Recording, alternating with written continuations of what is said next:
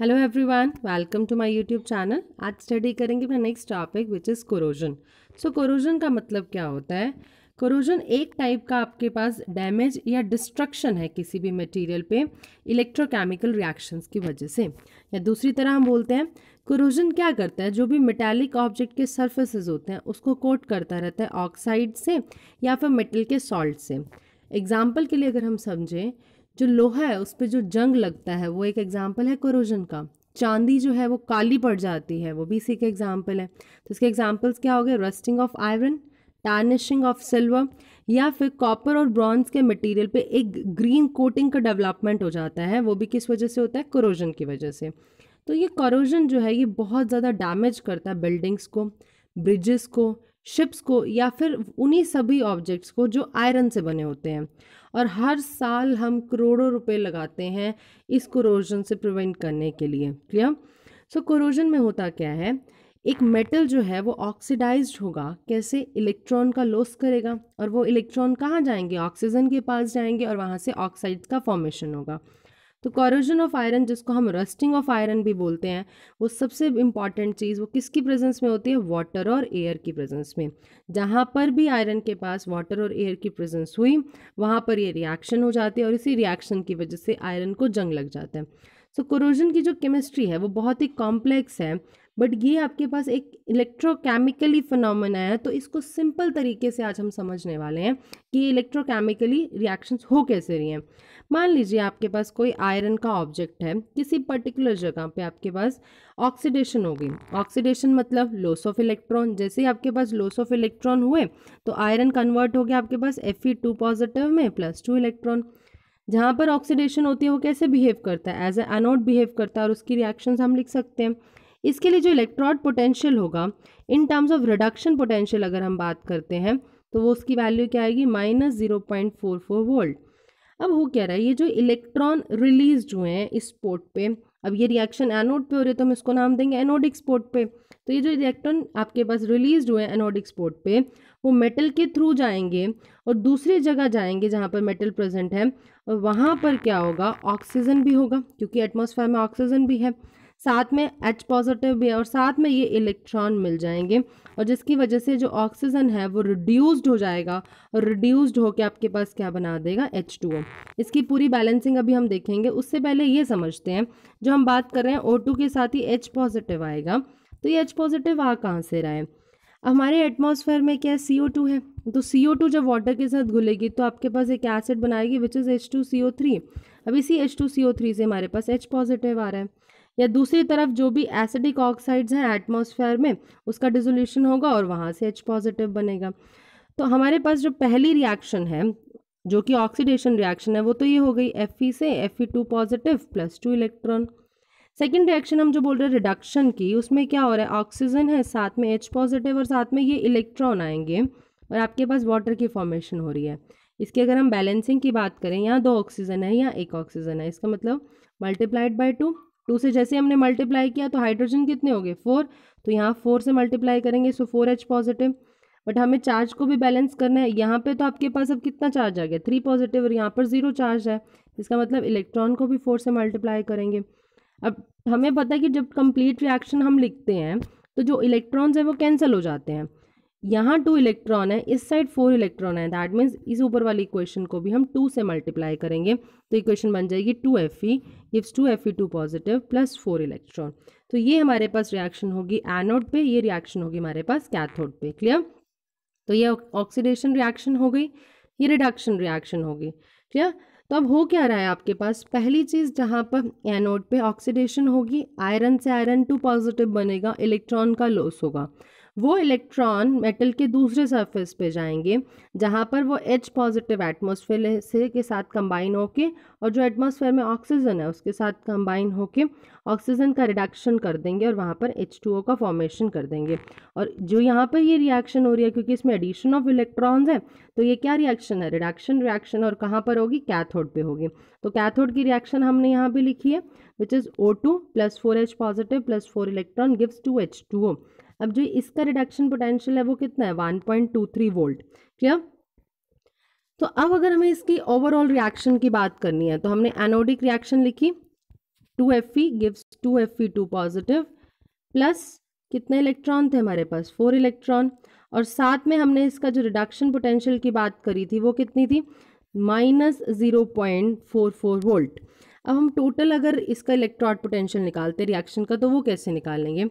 सबसे पहली चीज़ एक ध्यान रखिएगा आप, जब भी आपको टोटल इलेक्ट्रॉड पोटेंशियल निकालना है किसी सेल का, अगर आपको एनोड पे ऑक्सीडेशन हो रही है और उस टाइम पे ऑक्सीडेशन पोटेंशियल ही दिया हुआ है और कैथोड पे रिडक्शन हो रही है, रिडक्शन पोटेंशियल ही दिया हुआ है, तो आपने उसको सिंपली ऐड कर देना है।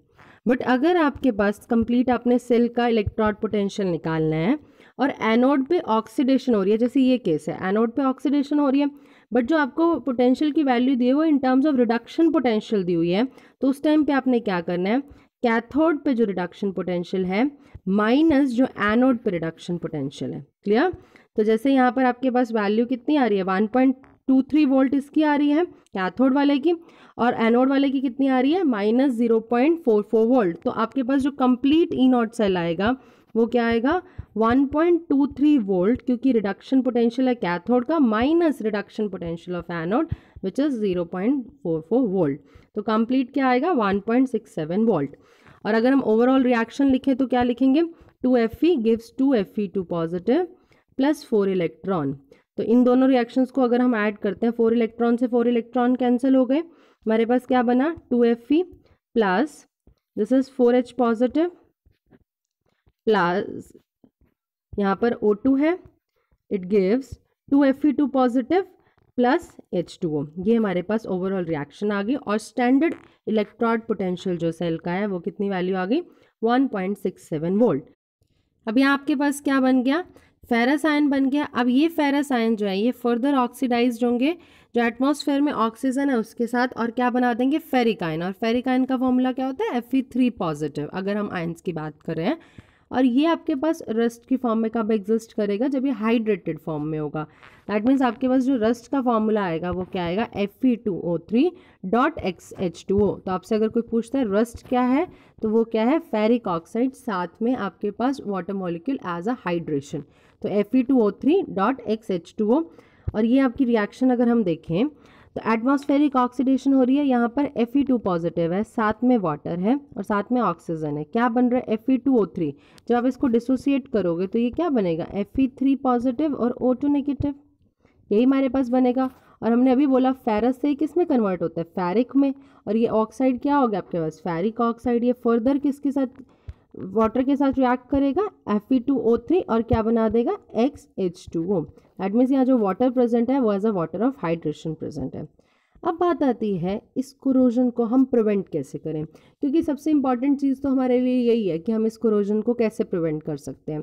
तो कोरोजन को प्रिवेंट करना हमारे लिए बहुत ज़रूरी है, सिर्फ इसलिए नहीं कि वो मनी को सेव करता है बट इसलिए भी क्योंकि जैसे मान लीजिए ब्रिज है, कोई आपने ब्रिज बनाया, वहाँ पर आयरन का यूज़ किया, उसको जंग लग गया, वो जंग लगने से होगा क्या, उसकी जो स्टेबिलिटी है वो ब्रिज की वो ख़त्म हो जाएगी, वो ब्रिज टूट जाएगा और टूटेगा कोलैप्स हो जाएगा, तो उस वजह से एक्सीडेंट होंगे। तो कोरोजन को प्रिवेंट करना सिर्फ इसलिए ही ज़रूरी नहीं है कि वो हमारे पैसे को बचाएगा, बट इसलिए भी ज़रूरी है कि कोई भी एक्सीडेंट ना हो इस वजह से। तो सबसे सिंपल मेथड क्या है कोरोजन को प्रिवेंट करने के, कि जो भी आपके पास मेटालिक सरफेस का जो मेटालिक सरफेस है उसको आप क्या करो एटमॉस्फेयर के कांटेक्ट में ही ना आने दो, उससे प्रिवेंट कर लो। अब उसको प्रिवेंशन के लिए हमारे पास क्या क्या तरीके हैं। सबसे पहला कि आप उस सरफेस को कवर कर दो पेंट से, या तो साइड पे पेंट कर दो या फिर कोई केमिकल से जैसे बिस्फेनॉल हो गया। दूसरा मेथड है आपके पास कि आप उस सरफेस को जो मेटल का सरफेस है, जैसे आपके पास आयरन है, आप उसको प्रिवेंट करना चाहते हो कि कोरोजन ना हो वहाँ पर, तो उस सरफेस को कोट कर दो किसके साथ टिन और जिंक के साथ। अब ये क्यों ज़रूरी है, या तो आप उसको किसी भी इनर्ट मैटर के साथ कवर करो, जैसे मान लीजिए ये हमारे पास आयरन का ब्लॉक है, हम इसको कवर करना चाहते हैं ताकि फर्दर ये कोरोजन ना हो, तो क्या करेंगे हम इसको या तो आप टिन से रिएक्ट कर दो या फिर जिंक से। अब इन दोनों में ना हम ये ऐसे ही मटेरियल क्यों ले रहे हैं, ऐसे ही मेटल क्यों चूज़ कर रहे हैं। एक तो हम मेटल ले सकते हैं यहाँ पर इनर्ट, कि जो आपके पास रिएक्शन ही ना करे, चाहे कितना भी मॉइस्चर हो, कितने भी ऑक्सीजन प्रेजेंट हो, रिएक्शन ही ना हो। अगर वो मेटल रिएक्ट ही नहीं करेगा तो नीचे जो आपका आयरन है वो रिएक्ट नहीं करेगा। या दूसरा तरीका क्या है हमारे पास, आप जो आयरन है उसके ऊपर कुछ ऐसा मेटल लगाओ जो आयरन से ज़्यादा रिएक्टिव होगा। अगर वो आयरन से ज़्यादा रिएक्टिव है तो वो ही रिएक्ट कर जाएगा। अब मान लीजिए आपने जिंक लगाया तो जिंक रिएक्ट कर जाएगा और जिंक के साथ क्या बन जाएगा, जिंक ऑक्साइड बन जाएगा। और जिंक ऑक्साइड जल्दी से ऐसे ही बिखरता नहीं है, गिरेगा नहीं, तो दैट मीन्स वो प्रिवेंट कर लेगा आयरन को। तो हमें ऐसे मटेरियल चूज़ करने हैं, या तो वो बहुत ज़्यादा इनर्ट हो या वो इतने ज़्यादा रिएक्टिव हो कि उस ऑब्जेक्ट को सेव कर सके। लास्ट मेथड क्या है हमारे पास कि आप सैक्रिफिशियल इलेक्ट्रोड लगाओ दूसरे मेटल का, जैसे मैग्नीशियम हो गया, जिंक हो गया। वो खुद तो कोरोड हो जाएंगे बट ऑब्जेक्ट को क्या कर लेंगे, बचा लेंगे। मतलब एक ऐसा आप इलेक्ट्रोड लगाओ साथ में आयरन के साथ में कि जो आपके पास वो खुद electrode reaction they they but iron को क्या करे, प्रिवेंट कर ले। तो अब डिटेल में समझते हैं सैक्रिफिशियल प्रोटेक्शन क्या होगा जहाँ पर हम सैक्रिफिशियल इलेक्ट्रोड का यूज़ कर रहे हैं। सो सैक्रिफिशियल प्रोटेक्शन क्या होता है, ये एक टाइप का आयरन को या स्टील को प्रोटेक्शन देता है कोरोजन के अगेंस्ट। अब इसमें हम क्या करते हैं, एक मोर रिएक्टिव मेटल का यूज़ करते हैं। जैसे जिंक और मैग्नीशियम के आपने पीसेस लिए या इनका अलॉयज लिया, ये आप क्या करोगे, पाइप्स या जो भी आपके पास बॉडीज़ हैं आयरन बॉडीज़ के साथ, उसके साथ अटैच कर दोगे। इसमें जिस मेटल को आपने प्रोटेक्ट करना है, मान लो आयरन को आपने प्रोटेक्ट करना है, तो उसको आप कैथोड बना दोगे और वो इतना ईजिली करोड नहीं होगा। और जो एनोड आप बना रहे हो वो इन्हीं रिएक्टिव मेटल्स का बनाओगे, वो करोड हो जाएंगे। इसलिए आपके पास जो भी डिज़ायर मटेरियल है उसको प्रोटेक्ट कर देंगे। इसी वजह से इसका नाम जो पड़ा है सैक्रिफिशियल प्रोटेक्शन। सो दूसरी तरफ से हम कैसे समझ सकते हैं सैक्रिफिशियल इलेक्ट्रोड को या फिर सैक्रिफिशियल प्रोटेक्शन को, ये एक वो मेथड है जहाँ पर जो ज़्यादा इलेक्ट्रोकेमिकली एक्टिव मेटल है ना, उसको अटैच करेंगे हम लेस एक्टिव मेटल के साथ। जैसे यहाँ पे आपने मान लीजिए जिंक को अटैच किया आयरन के साथ, ठीक है। उस टाइम पे होगा क्या, जो हाईली एक्टिव मेटल है, फॉर एग्जांपल जो जिंक है, वो इलेक्ट्रॉन डोनेट करेगा। जैसे ही वो इलेक्ट्रॉन डोनेट करेगा तो ये इलेक्ट्रॉन क्या काम कर रहे हैं, ये इलेक्ट्रॉन काम कर रहे हैं जैसे ही आपके पास आयरन ने ऑक्सीडेशन किया, इलेक्ट्रॉन का लॉस हुआ। अब वो अगर इलेक्ट्रॉन आगे जाते तो फर्दर आपके पास प्रोसेस कंटिन्यू होता और कोरूजन होता। बट अब जो आयरन के इलेक्ट्रॉन लॉस हुए थे उसकी जो कमी पूरी करेगा वो ये जिंक के इलेक्ट्रॉन जो डोनेट हो रहे हैं। क्लियर। तो सैक्रिफिशियल का मतलब क्या होता है, कोई भी चीज़ सेक्रीफाइस कर रही है, मतलब खुद की बलि चढ़ा रही है। यहाँ पे ऐसे समझ सकते हो कि जो जिंक है वो खुद रिएक्ट कर जाएगा और आयरन को प्रोटेक्ट कर लेगा। क्यों, क्योंकि आयरन के जो ऑक्सीडेशन की वजह से इलेक्ट्रॉन का लॉस हुआ था, वो जिंक क्या करेगा, ऑक्सीडेशन की वजह से आयरन को वापस दे देगा, जिस वजह से कोरोजन का प्रोसेस जो है वो रुक जाएगा। Next topic is our hydrogen economy. Hydrogen economy का मतलब क्या है कि हम हाइड्रोजन को एज अ फ्यूल कैसे लेके चल रहे हैं।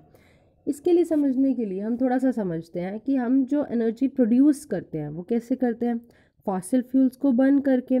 फॉसिल फ्यूल्स में क्या हो सकता है, कोल हो सकता है, ऑयल हो सकता है, गैस हो सकता है। अब जैसे जैसे चीज़ें बढ़ती जा रही हैं, जैसे जैसे टेक्नोलॉजी एडवांस होती जा रही है, तो हमारे स्टैंडर्ड ऑफ लिविंग्स भी अच्छे हो रहे हैं।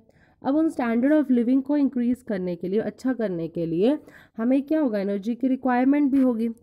अब किसी भी एक कंट्री की डेवलपमेंट जो है वो डिपेंड करती है कि उस कंट्री में जो per capita consumption of energy है वो कितना है।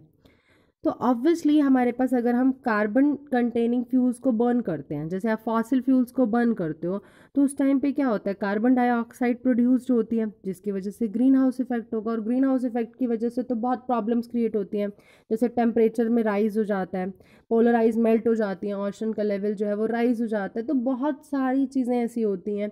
और इस तबाही को बचाने के लिए हमें जो कार्बनेशियस फ्यूल्स है उसका क्या करना होगा, उसकी कमी लानी होगी। दैट मीन्स जब फ्यूल्स को कंबशन कर रहे हो उसकी कमी लानी होगी। अगर उसको कम करना है तो हमें एक कोई ऑल्टरनेटिव तो चाहिए होगा ना एनर्जी का, तो वो अल्टरनेटिव हमें प्रोवाइड करता है हाइड्रोजन। क्योंकि अगर आप हाइड्रोजन का कंबशन भी करोगे ना तो वो सिर्फ आपको वाटर प्रोड्यूस करेगा। क्लियर। तो हाइड्रोजन की जो प्रोडक्शन है वो कहाँ से आती है, जैसे वाटर को स्प्लिट करते हो यूजिंग सोलर एनर्जी से। क्लियर। तो हाइड्रोजन जो है एक बहुत ही अच्छा रिन्यूएबल और नॉन पॉल्यूटिंग, रिन्यूएबल मतलब जिसको आप बना सकते हो, और दूसरी चीज़ नॉन पॉल्यूटिंग क्योंकि इससे कोई पॉल्यूशन तो हो नहीं रहा। ये एक बहुत ही अच्छा रिन्यूएबल और non polluting source of energy है। तो यही हमारे पास हाइड्रोजन इकोनॉमी का विजन है। तो हाइड्रोजन का प्रोडक्शन वाटर के इलेक्ट्रोलिसिस से, और जो हाइड्रोजन का कंबशन है फ्यूल सेल में, ये हमारे फ्यूचर के लिए बहुत ही इंपॉर्टेंट है। और दोनों ही टेक्नोलॉजीज़ जो हैं इलेक्ट्रोकेमिकल प्रिंसिपल पे बेस्ड है। इसलिए अगर हम एक फ्यूचर बहुत अच्छा चाहते हैं, एक ब्राइट फ्यूचर चाहते हैं जहाँ पर हम एडवांसमेंट के साथ साथ अपनी स्टैंडर्ड ऑफ लिविंग को इंक्रीज़ कर सकें, तो हाइड्रोजन इकोनॉमी एक डिवास्टिंग चेंज, एक बहुत बड़ा चेंज लाने वाली है। और वो भी किस चीज़ पे बेस्ड है? इलेक्ट्रोकेमिकल प्रिंसिपल पे ही बेस्ड है। तो हम बोल सकते हैं कि अगर हम डे टू डे लाइफ की भी बात करें तो बहुत सारी ऐसी जगह है जहाँ पर हम इलेक्ट्रोकेमिस्ट्री का यूज़ देखते हैं। इसीलिए ये चैप्टर जो है वो बहुत इंपॉर्टेंट है हमारे समझने के लिए। Secondly, examination point of view से भी ये चैप्टर बहुत इंपॉर्टेंट है। सो होपफुली आपको ये लेक्चर समझ आया होगा। अब इसी के साथ हमारा इलेक्ट्रोकेमिस्ट्री चैप्टर कंप्लीट होता है। आज ही इससे रिलेटेड जो भी क्वेश्चंस हैं इस टॉपिक से रिलेटेड, वो मेरे फेसबुक पेज पे पोस्ट कर दिए जाएंगे और उस फेसबुक पेज का लिंक आपको डिस्क्रिप्शन बॉक्स में मिल जाएगा। जो भी डाउट हो आप कमेंट बॉक्स में लिख सकते हैं। अब आपने क्या करना है, इस चैप्टर को कम्प्लीटली रिवाइज करना है। जो भी इंटेक्स क्वेश्चन है, एक्सरसाइज क्वेश्चन है, उसको अटेम्प्ट करना है। कोई भी प्रॉब्लम हो आप कमेंट बॉक्स में लिख सकते हैं। If you like this video, click on the like button. If you find this video useful, then click on the share button and subscribe to my channel. Thank you so much for watching.